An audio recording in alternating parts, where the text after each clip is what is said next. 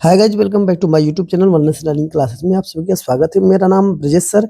तो आइए यहाँ पर देखते हैं 20 फरवरी को होने वाला ये सबसे बड़ा इंपॉर्टेंट पेपर जो सामाजिक विज्ञान का है 2026 का। ये वायरल पेपर है, इसको देखना ना भूलिएगा। इसको तैयारी यदि पूरी तरह से कर लेते हैं तो आपका जो है कि लगभग जो है कि 100% यहाँ पर जो है कि पूरा मार्क यहाँ पर बनेगा। और करें कि 825 JA ये जो कोड नंबर है हमारा ये पेपर का है, ये 70 मार्क का पूर्णांक है। ये 70 मार्क का पूरा 70 का 70 आपको आने वाला है।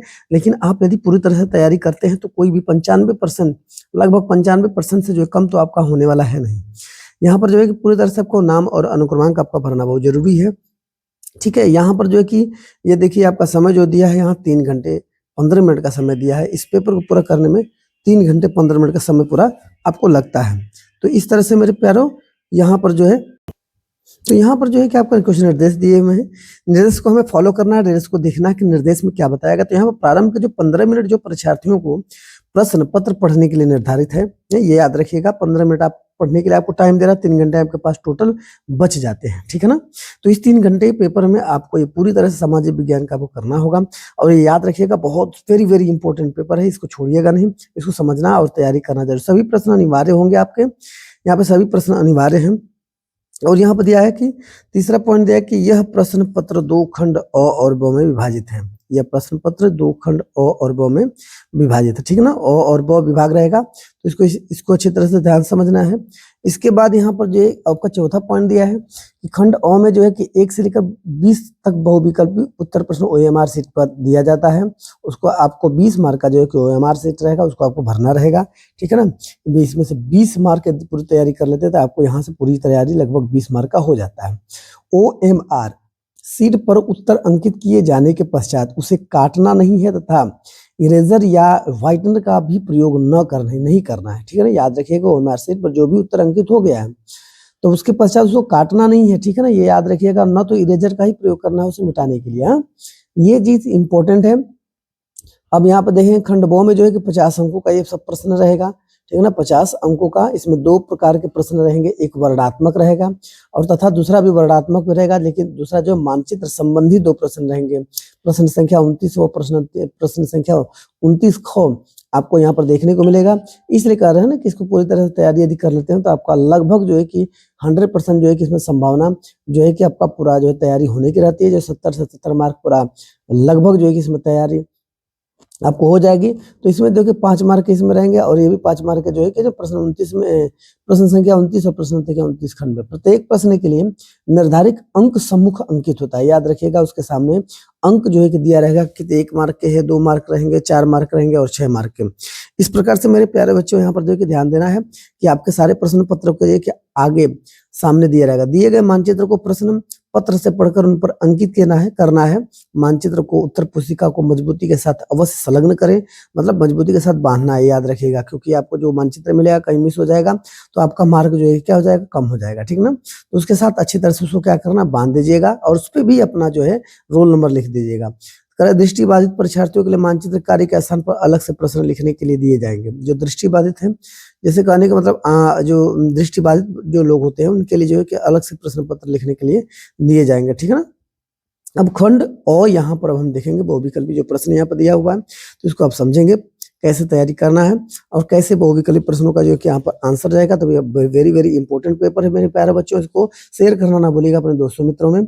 ऑटो वॉन बिस्मार्क का संबंध किस देश से था? ये 1 मार्क का प्रश्न है। ऑटो वॉन बिस्मार्क का संबंध किस देश से था? जर्मनी, ब्रिटेन, इटली और फ्रांस में 4 ऑप्शन है, तो इसका उत्तर होगा जर्मनी। जर्मनी आपका 1 मार्क के लगभग यहाँ पे उत्तर तैयार हो जाता है। दूसरा है फ्रांस की क्रांति कब हुई? ये आपका प्रश्न है। अब इसका हम 1 मार्क का ये प्रश्न, इसमें 4 ऑप्शन 1760, 1770, 1789, 1795, 1789 अभी आपका इसमें आंसर है। ठीक है। यहाँ पर हम देखेंगे तीसरा प्रश्न है कि वर्ष 1944 में ब्रिटेन वुड्स सम्मेलन कहाँ आयोजित किया गया था? इस तरह से ये प्रश्न यहाँ पे दिया हुआ है। तो ऑप्शन यहाँ पे देखिए आपके 4 ऑप्शन है, फ्रांस है, ब्रिटेन, अमेरिका और भारत है। ठीक है ना। तो ये 4 ऑप्शन में आपका एक उत्तर यहाँ पे अमेरिका में हुआ था, तो इस तरह से अमेरिका इस तरह का आपका आंसर होगा।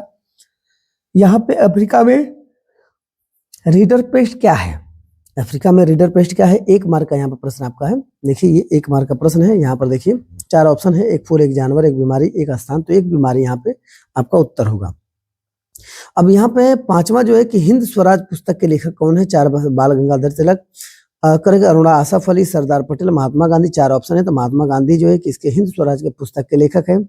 लगभग 1 मार्क का प्रश्न आपका तैयार हो गया यहाँ पर उत्तर। और यहाँ भारत में अनविष्ट शक्तियां किसको प्राप्त हैं? अविष्ट संख्या, सॉरी अविष्ट शक्तियां, ये 1 मार्क का प्रश्न है। 4 ऑप्शन राज, संप और ए बी दो, इनमें से कोई नहीं, तो संघ होता है। संघ को अविष्ट जो शक्तियां दी जाती है, ठीक है ना। 7वां जो प्रश्न है, निम्नलिखित में से कौन सा लोकतंत्र से संबंधित है? करा है कि इसमें कौन सा लोकतंत्र से संबंधित है? 1 मार्क का जो है कि यहाँ पर जो है कि प्रश्न आपका ये दिया हुआ है यहाँ पे, आपका ये 1 मार्क का यहाँ पर उत्तर है। यहाँ पर देख लेंगे हम, यहाँ पे वैध शासन भी है, पारदर्शी शासन भी है, उत्तरदायी शासन भी है, और इनमें से सभी है। ये आपका उत्तर जो है कि इनमें सभी है, आपका उत्तर हो जाता है। 4 ऑप्शन में जैसे कैसा यहाँ पर दे, तो यहाँ पर जो है कि निम्नलिखित में से कौन सा विषय संघ सूची में है? निम्नलिखित कौन सा विषय जैसे यहाँ पे संघ सूची में, दूसरे से ऊपर जो है कि आपका यहाँ पर 1 मार्क का है। यहाँ पे प्रतिरक्षा, कृषि, शिक्षा, व्यापार, या तो यहाँ पर प्रतिरक्षा होगा, ये आपका उत्तर होगा। यहाँ पर भारत संविधान कब लागू किया गया था? भारत में संविधान कब लागू किया गया था? ये 1 मार्क का प्रश्न है। तो यहाँ पे ऑप्शन आपके सारे दिए हुए हैं। 26 जनवरी को ये हुआ था, यहाँ पे आपको 26 जनवरी को हुआ था। आइए 10वां प्रश्न देखते हैं कि लोकतंत्र के मूल्यांकन की दृष्टि से निम्नलिखित में से कौन सा बिंदु लोकतांत्रिक व्यवस्थाओं के अनुरूप नहीं है? ठीक है ना, अनुरूप नहीं है। 1 मार्क का प्रश्न। 4 ऑप्शन आपके सामने इस प्रकार से दिए गए हैं। एक उसका उत्तर होगा, ये है बहुसंख्यकों का शासन, जो सी है, इसमें OMR सेट में इसको भरना है। ठीक है, यहाँ पर हम 11वां देखें, सोपानी खेती किस राज्य में की जाती है? 1 मार्क का प्रश्न यहाँ पे है। इसकी तैयारी जो है कि यहाँ पर हम करेंगे, अपने दोस्तों मित्रों को शेयर करना भूलिएगा। 4 ऑप्शन में उसका उत्तर सी है, उत्तराखंड में। अब 12वां इसमें करें, निम्नलिखित में से कौन सी रोपण की कृषि फसल है? ठीक है ना, कौन सी रोपण कृषि की फसल है? 1 मार्क का प्रश्न है। कहवा है, कपास है, तिलहन है, गेहूं है। 4 ऑप्शन यहाँ पर दिया हो, तो यहाँ पर कहवा जो है ये कृषि रोपण कृषि की फसल है। इसमें 13वां दिया कि निम्न में से कौन सा आधारभूत खनिज है? कि निम्नलिखित में से कौन सा आधारभूत खनिज है? तो यहाँ पे 4 ऑप्शन आपके सामने हैं। तांबा, लौह अयस्क है, अभ्रक है और सोना है। तो यह लौह अयस्क जो है ये आधारभूत खनिज है। यहाँ पे 14वां जो प्रश्न है कि निम्नलिखित में गैर परंपरागत ऊर्जा का साधन है? 1 मार्क का प्रश्न है। यहाँ पे 4 ऑप्शन आपके सामने है। खनिज तेल है, कोयला, प्राकृतिक गैस। तो सौर ऊर्जा जो है कि ये परंपरागत ऊर्जा का सबसे बड़ा स्रोत माना जाता है, माना नहीं जाता है। 15 जो है कि भारत में कौन सा नगर को इलेक्ट्रॉनिक उद्योग की राजधानी कही जाती है? 4 ऑप्शन, 1 मार्क का प्रश्न यहाँ पे। कानपुर, बेंगलुरु, अहमदाबाद, मुंबई। इसमें 4 ऑप्शन में केवल एक उत्तर आपको जो टिक करना है, जो OMR सेट में आपको भरते हैं और प्रॉपरली भरना है। तो बेंगलुरु को कहा जाता है, बेंगलुरु को कहा जाता है, ठीक है ना, इलेक्ट्रॉनिक उद्योग। यहाँ पर 16वां जो है भारत में परिवहन का प्रमुख साधन है। 1 मार्क का प्रश्न, 4 ऑप्शन यहाँ पर दिया हुआ है, ठीक है ना। सड़क परिवहन, यहाँ पर जो है उसका उत्तर होगा सड़क परिवहन। अब यहाँ पे 17वां जो है हम प्रश्न देखते हैं, तो औद्योगिक क्रियाओं को किस आर्थिक क्षेत्र का अंतर्गत रखा जाता है? क्षेत्र के अंतर्गत रखा जाता है, ठीक है। तो यहाँ पे 4 ऑप्शन है। यहाँ पे प्रथम क्षेत्र, द्वितीय क्षेत्र, तृतीय क्षेत्र, चतुर्थ क्षेत्र। यहाँ पे 4 ऑप्शन है, तो इसमें द्वितीय क्षेत्र यहाँ पे उसका उत्तर होगा। अब आगे की तरफ हम देखते हैं, यहाँ पर 18वां प्रश्न के मानव विकास सूचक जो है 2018 के अनुसार किस देश की स्थिति उच्चतम स्तर पर है? ये 4 ऑप्शन है। बांग्लादेश 1 मार्क का क्वेश्चन, श्रीलंका, भारत और नेपाल। 4 ऑप्शन श्रीलंका यहाँ पे आपका उत्तर होगा, ठीक है। यहाँ पर आपका ऑप्शन लगभग जो कि 19वां प्रश्न पर चलते हैं। राष्ट्रीय उपभोक्ता दिवस कब मनाया जाता है? ये याद रखिएगा, ये आपके प्रश्न है। तो इसका जो कि 4 ऑप्शन 1 मार्क के लिए है। तो 24 दिसंबर को यहाँ पर मनाई जाती है, 24 दिसंबर को यहाँ पर आपका मनाई जाती है, ये आपका उत्तर हो जाता है। तो इस तरह से मेरे प्यारे बच्चों 20वें प्रश्न पर चलते हैं। बहुराष्ट्रीय कंपनियों द्वारा निवेश का सबसे सामान्य मार्ग है? बहुराष्ट्रीय कंपनियों द्वारा निवेश का सबसे सामान्य मार्ग है। इसमें ऑप्शन आपके 4 है। तो इसमें स्थानीय कंपनियों को खरीदना, स्थानीय कंपनियों को खरीदना। तो लगभग मेरे प्यारे बच्चों यहाँ पे 20 में से 20 आपके जो लगभग ये आपके ऑब्जेक्टिव पूरे हो चुके हैं। ये बहुत ही इंपॉर्टेंट क्वेश्चन था, इसको आपको तैयारी करना जरूरी है। खंड ब की तरफ हम चलेंगे, जो वर्णनात्मक प्रश्न है। इस वर्णनात्मक प्रश्न को देखते हैं। इसमें जो है कि आपको क्या करना पड़ेगा, 21वां प्रश्न पर चलते हैं और 21वां प्रश्न को ध्यान में देते हैं कि क्या कर रहा था। कह रहे भारतीय अर्थव्यवस्था पर आर्थिक महामंदी के पड़ने वाले 4 प्रभाव का उल्लेख करना है।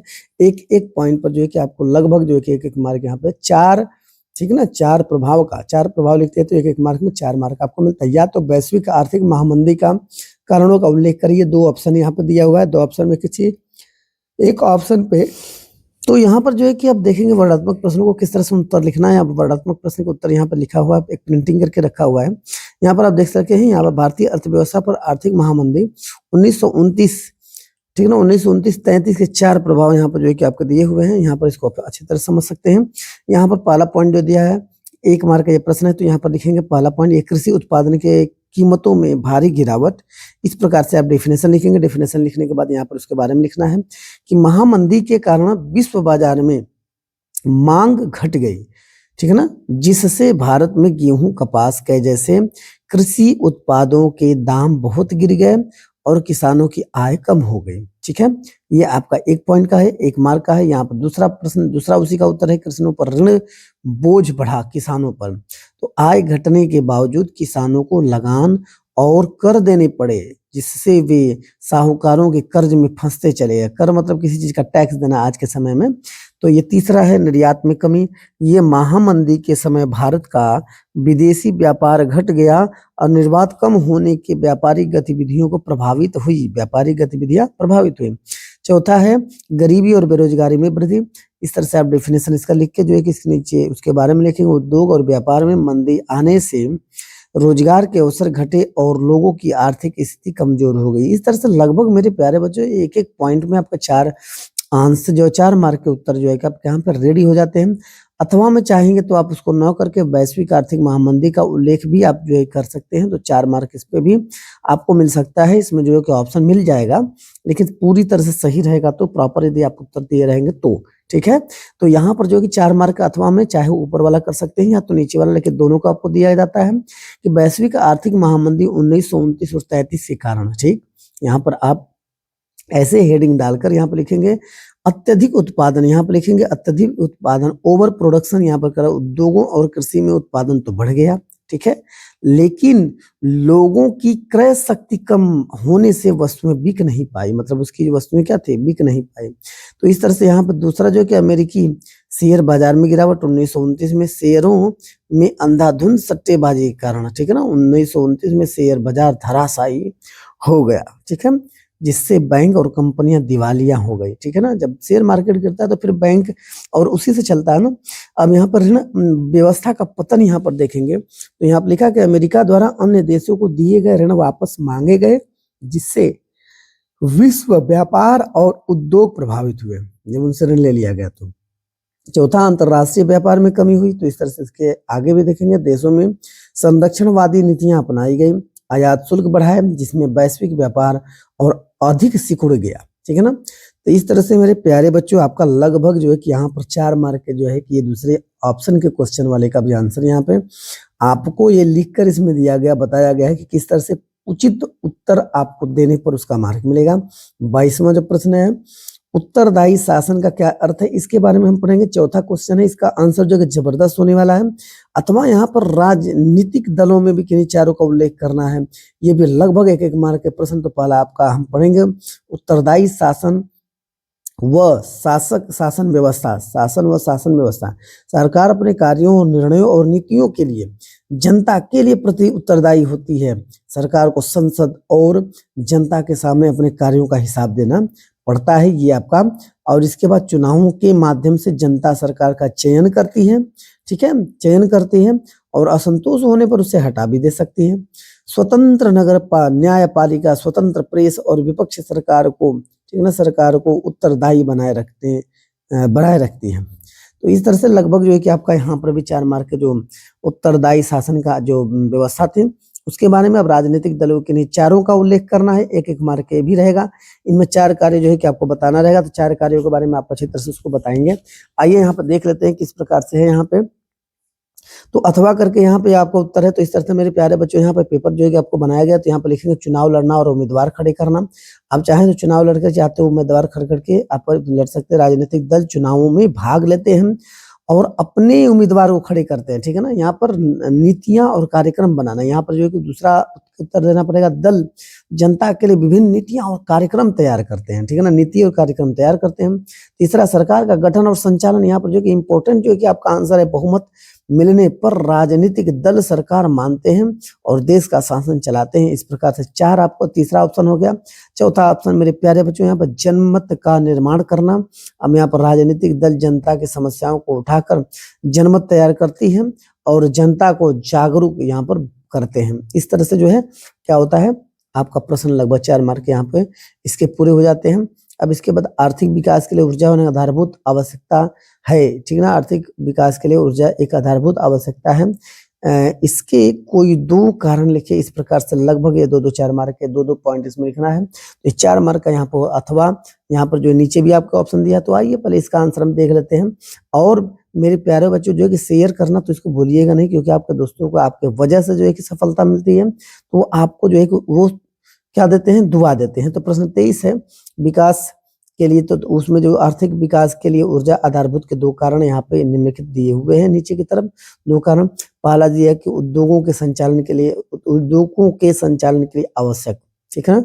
अब क्या है, कारखाने, मशीनों और उत्पादन कार्यों को चलाने के लिए ऊर्जा अनिवार्य है।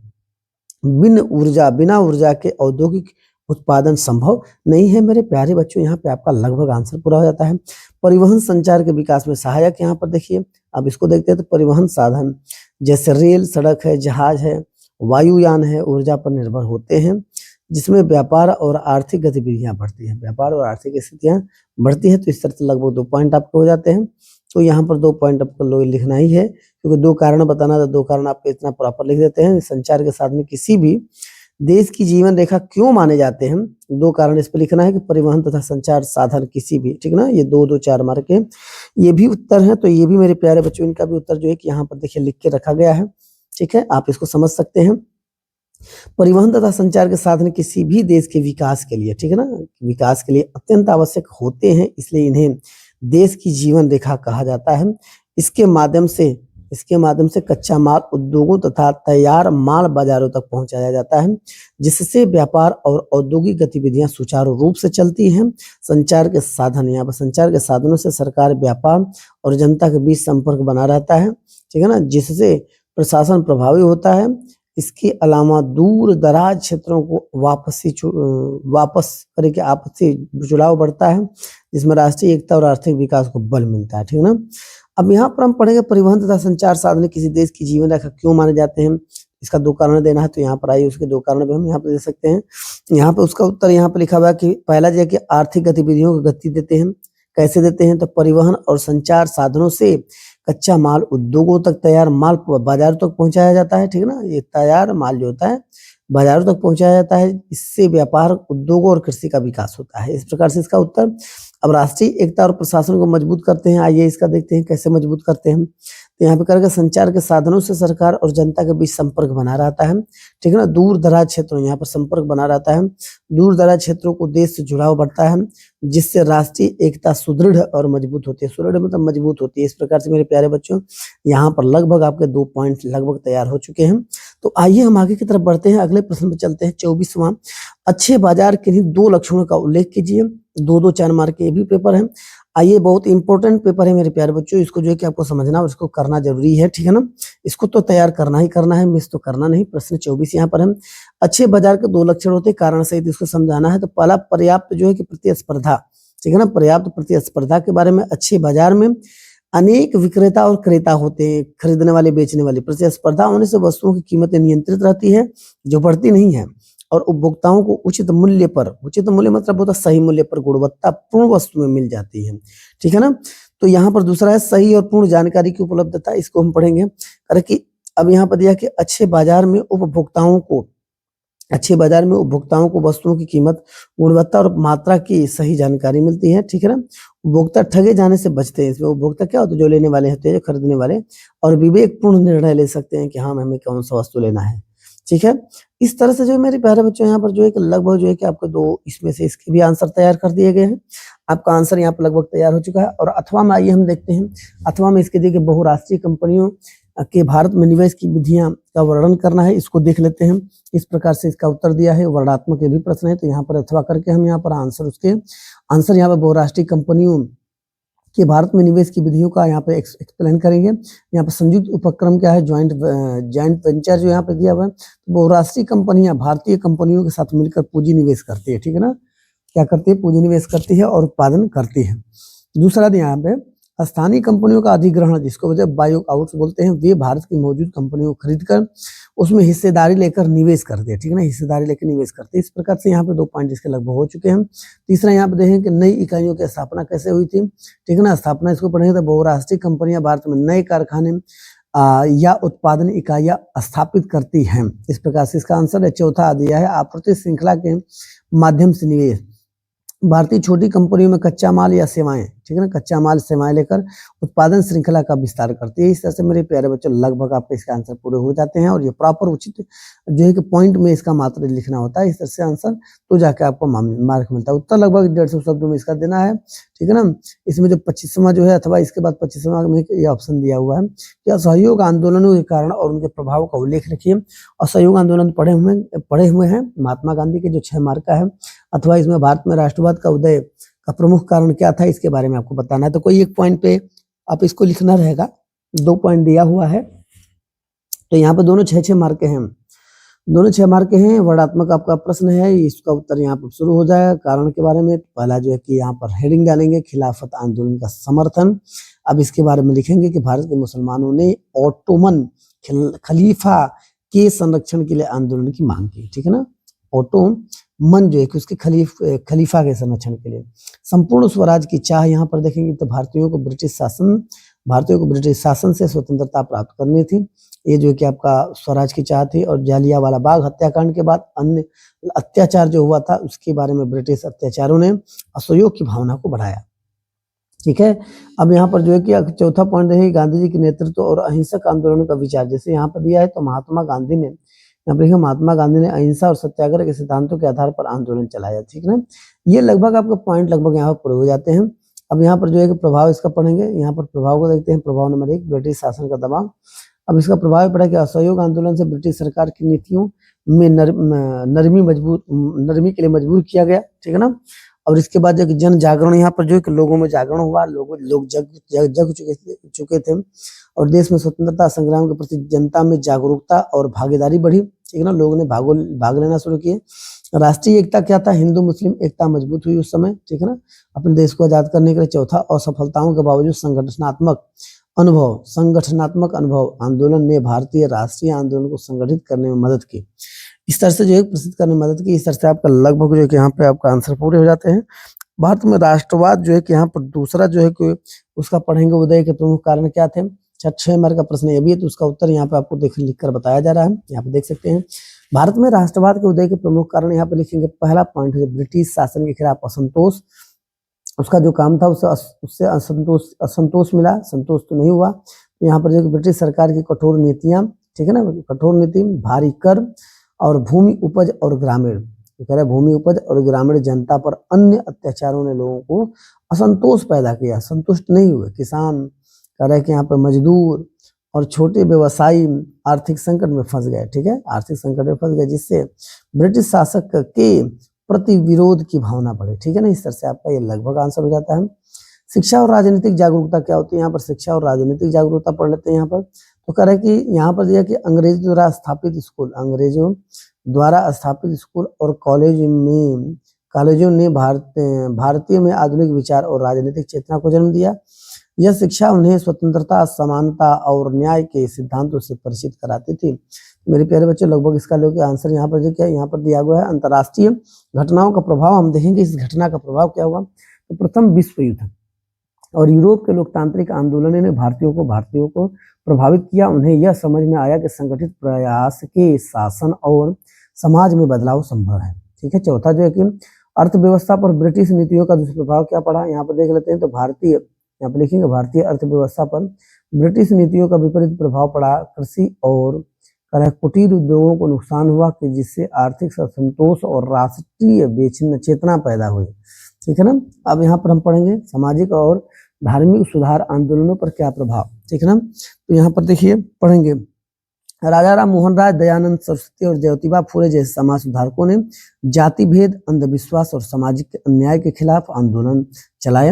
इनके प्रयासों ने राष्ट्रीय भावना और समानता की सोच को मजबूत किया। इस तरह से जो है कि लगभग जो है कि आपको तैयारी यहाँ पर हो जाती है। इस तरह से आपका जो है कि चैनल को ज़्यादा से ज़्यादा शेयर करना ना भूलिएगा, क्योंकि उस पे सारे जो है कि मॉडल पेपर के सारे जो तैयारियाँ करके आपको बताई जाती हैं। संघवाद का अर्थ क्या होता है इसका देख लेते हैं, और संघीय व्यवस्था की प्रमुख विशेषताओं का उल्लेख कीजिए। इस तरह से 4 मार्क के 4 2 6 मार्क के प्रश्न होते हैं। अब यहाँ पर अथवा में करके लोकतंत्र शासन और अन्य व्यवस्थाओं को बेहतर स्पष्ट कीजिए। इसको भी जो है कि तो संघवाद का अर्थ क्या होता है इसके बारे में पहले पढ़ लेते हैं। तो कह रहा है कि संघवाद जो है कि वह शासन प्रणाली है जिसमें सत्ता को केंद्र और राज्य सरकारों के बीच बांटा जाता है, ठीक है ना। व्यवस्था में दोनों स्तर की सरकारें स्वतंत्र रूप से, ठीक है ना, स्वतंत्र रूप से कुछ क्षेत्रीय और कुछ केंद्रीय शक्तियों का प्रयोग करती है। संविधान दोनों सरकारों के अधिकार और कर्तव्य स्पष्ट करता है, जिसमें दोनों स्तरों की सरकारें अपनी अपनी सूची में शामिल विषयों पर कानून कह कि बना सकती है। इस तरह से इसका नियम है। संघवाद का अर्थ है। अब आइए हम अर्थ तो समझ के संघ व्यवस्था के बारे में देख लेते हैं। संघीय व्यवस्था की प्रमुख विशेषताएं क्या थी इसको भी पढ़ लेते हैं। यहाँ पर दिया है कि पहला सत्ता का विभाजन हुआ, यहाँ पे पहला पॉइंट दिया है। केंद्र और राज्य सरकारों के बीच शक्तियों का स्पष्ट और बंटवारा होता है। इस तरह से आपका 1 मार्क का प्रश्न है। यहाँ पे एक उत्तर यहाँ पर होता है। संवैधानिक प्रावधान जो होता है ये संघीय व्यवस्था की विशेषताएं, संघीय ढांचे और शक्तियों का विवरण संविधान में निहित है, ठीक है ना। कानून बनाने की स्वतंत्रता, केंद्र और राज्य अपनी अपनी सूची में शामिल विषयों पर स्वतंत्र रूप से कानून बना सकते हैं। इस तरह से जो है उसको अधिकार है। अब यहाँ पर स्वतंत्र न्यायपालिका क्या होती है, तो केंद्र और राज्य के बीच विवादों से निपटारे के लिए स्वतंत्र न्यायपालिका बनाई जाती है, जिसमें अपना प्रॉब्लम्स की समस्याओं का समाधान होता है।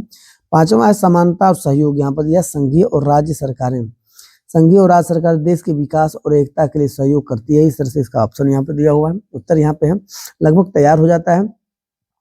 तो यहाँ पर जो है कि लोकतंत्र शासन एवं अन्य जो है कि व्यवस्थाओं को बेहतर स्पष्ट कीजिए। यहाँ पर जो है कि लगभग 6 मार्क का इसका भी उत्तर आपको यहाँ बताया जाएगा, तैयारी इसकी कराई जाएगी। अथवा में यहाँ पर ऑप्शन दिया हुआ, तो यहाँ पर उत्तर अथवा वाला है। लोकतंत्र ऐसी शासन प्रणाली है जिसमें सत्ता जनता के हाथ में होती है, ठीक है ना, और सरकार जनता के माध्यम से चुनी जाती है। करें कि यह अन्य शासनों व्यवस्थाओं से बेहतर इसलिए माना जाता है क्योंकि इनमें जनता को निर्णय लेने और सरकार का मूल्यांकन करने का अधिकार होता है या प्राप्त होता है।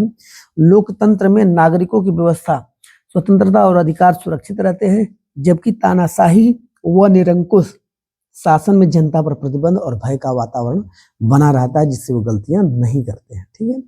तो मेरे प्यारे बच्चों, लोकतंत्र में यहाँ पर सरकार जवाबदेह होती है और जनता असंतोष होने पर चुनावों के माध्यम से उसे बदल सकती है। यह समानता और न्याय को बढ़ावा देता है और समाज में विचारों को विविधता से स्वीकार करता है। इसके अलावा लोकतंत्र विकास जो है सामाजिक कल्याण और कानून की श्रेष्ठता सुनिश्चित करता है, ठीक है ना। इस प्रकार लोकतंत्र शासन ने केवल जनता के अधिकारों की रक्षा करता है, जनता के अधिकारों को रक्षा करता है, बल्कि समान अवसर, स्वतंत्रता और न्याय प्रदान के लिए अन्य व्यवस्थाओं में श्रेष्ठ है। तो मेरे प्यारे बच्चों, लगभग यहाँ पर आपको आंसर के साथ साथ जो है कि सारे आपको उत्तर भी, प्रश्न के साथ उत्तर भी आपको दिए जा रहे हैं, जिससे आपको समझ में पूरी तरह से आ जानी चाहिए। मृदा अपरदन का अर्थ क्या होता है, मृदा संरक्षण के उपायों को सुझाव बताइए। 6 मार्क का ये भी प्रश्न अथवा करके भी दिया है, तो अथवा वाले बात का बाद में करेंगे, उसके आंसर को ढूंढेंगे, बताएंगे। इसके बाद मृदा अपरदन का अर्थ क्या होता है, मृदा संरक्षण के उपाय को यहाँ पर समझना है, इसको पहले देख लेते हैं, ठीक है। अब यहाँ पर हम क्या करते हैं, मृदा अपरदन का अर्थ क्या होता है देख लेते हैं। प्रश्न नंबर 27 उत्तर नंबर डाल सकते हैं। मृदा अपरदन का अर्थ होता है मृदा अपरदन, यहाँ पे जो सोइल एरोजन दिया है, वो प्रक्रिया है जिसमें मृदा के ऊपरी उपजाऊ जो परत हवा, पानी या मानव गतिविधियों के कारण बहकर नष्ट हो जाती है। इससे भूमि की उपजाऊ शक्ति कम हो जाती है और कृषि उत्पादन प्रभावित होता है, ठीक है। अधिक मृदा अपरदन से नदियों में तलछट जमा हो जाता है और जल स्रोतों की क्षमता घटती जाती है। तो इस तरह से ये भी जो है कि आपकी मृदा अपरदन का जो है कि यहाँ पर डेफिनेशन हो गया। मृदा संरक्षण के उपाय के बारे में आइए पढ़ लेते हैं। तो वनों का संरक्षण और वृक्षारोपण जरूरी है। पेड़ और झाड़ियों मृदा को बांधकर अपरदन को रोकती है, मिट्टी कटाव को रोकेगी, ठीक है ना। अब इसके बाद अगला पॉइंट पर हम चलते हैं, यहाँ पर देख रहे थे इस तरह से लगभग आपको उपाय को समझाया गया यहाँ पे। अब ये दूसरा जो कि ढलाओं और कटाव पर नियंत्रण भी करना जरूरी है हमारी। यहाँ पर पहाड़ी क्षेत्रों में सीढ़ीदार खेती बनाना चाहिए, अपनाना चाहिए, बांध और जलाशय बनाना चाहिए। इस तरह से ये भी इसके पॉइंट है। नदियों और नालों पर मिट्टी बहने से रोकने के लिए बांध और जलाशय का बनाना जरूरी है, ये भी तैयार लगभग हो जाते हैं। आवरण और पोषक फसलें क्या होती हैं यहाँ पर देखते हैं। तो कह रहा है कि जमीन ढकने वाले फसलें मृदा के मृदा के क्षरण से बचाती है। पेड़ पौधे भी यदि लगा देते हैं तो वो नहीं जाने देता है। 5वां है जल संचयन तकनीकी क्या होती है, तो वर्षा जल का संचयन और तालाब और तालाबियां बनाना बहुत जरूरी है, ठीक है ना, जिसमें जो कि जल संरक्षण हम कर पाएंगे। अथवा करके यहाँ पर देखिए भारत में करा है कि यहाँ भारत में मोटे अनाजों की पैदावार बढ़ाने के लिए उपाय कौन कौन से हैं, ये भी 6 मार्क का प्रश्न है। इसका भी हम देख लेते हैं यहाँ पर उत्तर।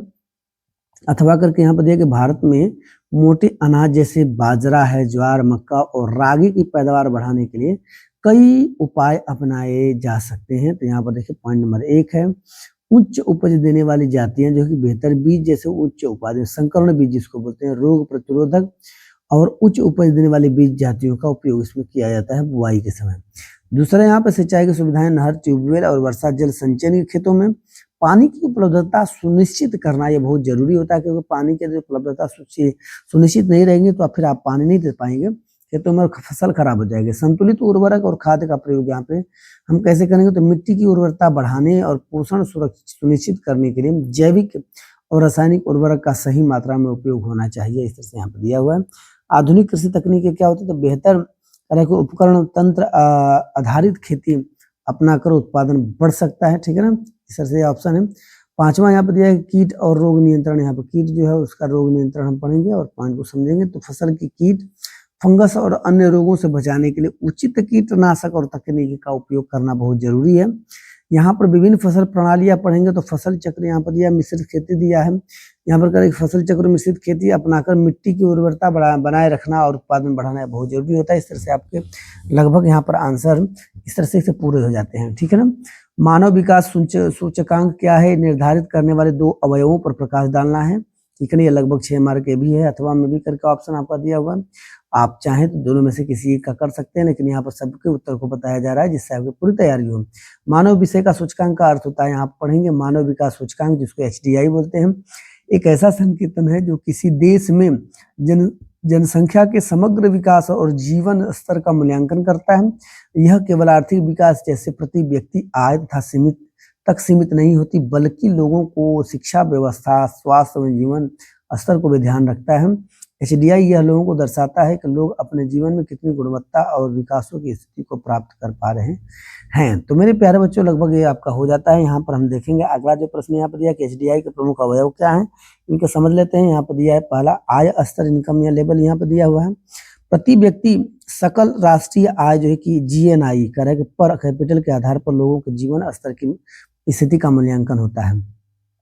यहाँ दूसरा दिया शिक्षा, पढ़ाई और साक्षरता दर औसत स्कूल में बिताए गए वर्ष और प्रवेश दर के आधार पर शिक्षा की गुणवत्ता मापी जाती है। यहाँ पर हम तीसरा पॉइंट पढ़ेंगे स्वास्थ्य और जीवन प्रत्याशा या के माध्यम से लोगों को समाज स्वास्थ्य और जीवन की गुणवत्ता का आकलन इसमें होता है। अब इस तरह से लगभग आपके 6 मार्क के प्रश्न यहाँ पर तैयार हो जाते हैं। अब अथवा करके देखिए यहाँ पर 6 मार्क का प्रश्न है तो इसको भी देख लेते हैं। असंगठित क्षेत्रों के श्रमिक, ठीक ना, सामाजिक भेदभाव शिकार हैं, इसके 3 कारण लिखना है। भेदभाव का शिकार हैं, इसके 3 कारण यहाँ पे लिखना है, ठीक है ना। आइए इसको देख लेते हैं। अथवा करके ऑप्शन यहाँ पे है। असंगठित क्षेत्र के श्रमिक समाज में सामाजिक भेदभाव का शिकार रहते हैं इस प्रकार से। अथवा इसका मुख्य कारण कानूनी संरक्षण का अभाव है, यहाँ पर कानून की व्यवस्थाएं ठीक नहीं है। ये श्रमिक अक्सर औपचारिक रोजगार नियम और श्रम कानून में तहत नहीं आते, जिससे उनको न्यूनतम मजदूरी, बीमा, पेंशन और अन्य लाभ नहीं मिलते हैं। यहाँ पर जो है कि नहीं मिलते हैं। दूसरा कारण तो एक तो होता है कि शिक्षा की जागरूकता की कमी होती है, ठीक ना। अब यहाँ पर असंगठित क्षेत्र के अधिकांश जो है कि श्रमिक अशिक्षित और कम शिक्षित होते हैं, अपने अधिकारों और श्रम कानून के बारे में जानकारी नहीं रखते हैं, ठीक है ना। श्रम कानून के बारे में जानकारी नहीं रखते हैं, जिससे उन्हें आसानी से शोषण और भेदभाव का सामना करना पड़ता है। तो लगभग मेरे प्यारे बच्चों यहाँ पर आपके लगभग जो है कि सारे जो है कि बड़े से बड़े क्वेश्चन का जो है कि आंसर यहाँ पर लगभग पूरा हो जाएगा। तीसरा कारण है कि सामाजिक और आर्थिक असमानता, जाति, लिंग और वर्ग के आधार पर उन्हें समान अवसर नहीं मिलते। काम के समय पर भी उन्हें अक्सर ऊंचे पदों या लाभों से वंचित रखा जाता है। आर्थिक असमानता के कारण उन्हें जो है कि स्वास्थ्य, शिक्षा और रोजगार में भी सीमित अवसर मिलते हैं, ठीक है ना, पूरे अवसर नहीं मिलते हैं, कहने का मतलब। अब इन सभी कारणों से असंगठित क्षेत्र के श्रमिक समाज और अर्थव्यवस्था में समान अधिकार और अवसरों से वंचित रह जाते हैं। तो मेरे प्यारे बच्चों, लगभग यहाँ पर आपके सारे आंसर लगभग यहाँ पर जो है कि वर्णनात्मक जितने प्रश्न थे सब पूरे हो चुके हैं। अब यहाँ पर मानचित्र संबंधी प्रश्न जो दिए हुए हैं तो इनको हमको समझना है कितने मार्क के, लगभग हाफ मार्क के प्रश्न हैं। तो 29 को अगर जो है कि निम्नलिखित स्थानों को भारत के दिए गए रेखा मानचित्र में जो है कि यहाँ पर दिया है के द्वारा नाम सहित दर्शाना और सही नाम और अंकन के लिए एक बड़े 2 आपके जो है कि यहाँ पर नंबर अंकित है। वह स्थान जहाँ 1927 में भारतीय राष्ट्रीय कांग्रेस का अधिवेशन हुआ, तो ये लगभग जो है कि हाफ मार्क का है, ठीक है ना, तो लगभग 1 मार्क का हो जाएगा। तो 1927 में जो है कि यहाँ पर फिर आपको क्या करना पड़ेगा, यहाँ पर जो है आपको लिखना पड़ेगा, यहाँ पर आंसर आपका हो जाएगा मद्रास हो जाएगा 1927 में, ठीक है ना, भारतीय कांग्रेस का अधिवेशन मद्रास में हुआ। इस प्रकार के आपको आंसर यहाँ पर लिखना होता है। अब यहाँ पर जो है कि आपको चिन्ह से दिखाना है मद्रास को, तो मद्रास आपको चिन्ह से जो कि वहाँ दिखा सकते हैं। वह स्थान जहाँ महात्मा गांधी ने नमक कानून तोड़ा था, तो ये कौन सा जगह है, तो यहाँ पर हम लिखेंगे उसका आंसर जो हो जाएगा ये दांडी है, ठीक है ना, कौन सा जगह है, दांडी। अब यहाँ पर क्या करेंगे, वह जनपद जहाँ जालियांवाला बाग की घटना घटी हुई है, ये भी लगभग हाफ मार्क का 1 मार्क हो जाता है। लगभग इसका आंसर जो हम क्या करेंगे यहाँ पर देंगे, तो ये है आपका, ये अमृतसर हुआ था, कहाँ हुआ था, अमृतसर, ये आपका आंसर है। अब इसके बाद मेरे प्यारे बच्चों अगले प्रश्नों को हम ध्यान से समझते चलेंगे और इसका उत्तर हम लिखते चलेंगे। वह स्थान जहाँ महात्मा गांधी किसान सत्याग्रह आंदोलन हुआ था, ये शुरू किए थे, तो ये जो लगभग 1 मार्क है, हाफ मार्क है यहाँ पर। तो ये भी आपका आंसर जो है कि यहाँ पर लगभग आपका जो है कि यहाँ पर देखेंगे, और कहाँ ये चंपारण है, ठीक है ना, चंपारण, ये उत्तर आपका चंपारण, ठीक है। अब इसके बाद ये है कि वह स्थान जहाँ 1929 में भारतीय कांग्रेस का अधिवेशन शुरू हुआ, 1929 में, ठीक है ना, भारतीय राष्ट्रीय कांग्रेस का अधिवेशन हुआ था, तो यहाँ पर आपका है लाल, ठीक है ना, यहाँ पर है लाहौर दिया हुआ है, यहाँ पर क्या दिया, लाहौर उत्तर आपका होगा, तो ये याद रखिएगा। अब यहाँ पर जो हम पढ़ेंगे, ख दिए गए भारत के रेखा मानचित्र में निम्नलिखित को दर्शाना है, ठीक है ना, वो आप मार के देते।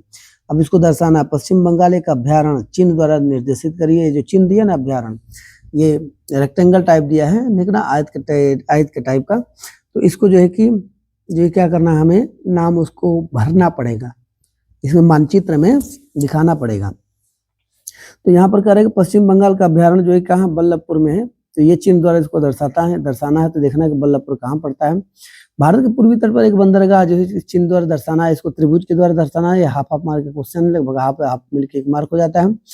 और यहाँ पर जो बंदरगाह जो है कहाँ है, ये आपका याद रखना है कि चेन्नई में है, तो चेन्नई आपको यहाँ पर लिख लेना है कि जिसको दर्शाने में आसान हो जाएगा। करेगा राजस्थान की एक पर्वत श्रृंखला जिसको ये इस तरह से जो चिन्ह द्वारा दर्शाना है, तो ये भी लगभग 1 मार्क का प्रश्न है। तो इसको भी जो तैयारी हमको भरपूर करनी है, तो इसका आंसर क्या है, इसका हम लिखेंगे ये अरावली पर्वत है, ठीक है ना, अरावली, ठीक है ना, क्या नाम है, अरावली। तो इस तरह से जो है कि उड़ीसा का लौह क्षेत्र अयस्क जो है कि चिन्हों से दर्शाना है, तो ये भी लगभग 1 मार्क का है। चिन्ह द्वारा दर्शाना, तो इसका उड़ीसा का एक लौह अयस्क क्षेत्र कहाँ है, तो इसको चित्र में दर्शाएंगे, ठीक है ना। नर्मदा नदी पर बना बांध जो है कि ये चिन्ह द्वारा दर्शाना है, ठीक है ना, नर्मदा नदी पर, तो ये कहाँ बना हुआ है, सरदार जो है कि यहाँ पर सरदार सरोवर, ठीक है ना, सरदार सरोवर बांध ये है, सरदार सरोवर बांध। तो इस तरह से मेरे प्यारे बच्चों लगभग सबके जो कि आंसर हम जब यहाँ पे लिख देते हैं, तो उसको क्या करना है कि आपको मैपिंग करना है, मैप आपको मिलेगा। इन मैपों को जो है कि आपको ये याद रखना पड़ेगा कि जो आपका दिया हुआ है ना मानचित्र, उसको ध्यान से पढ़ना है, उसमें भर देना है। तब तक के लिए फिर अगले वीडियो मिलते हैं।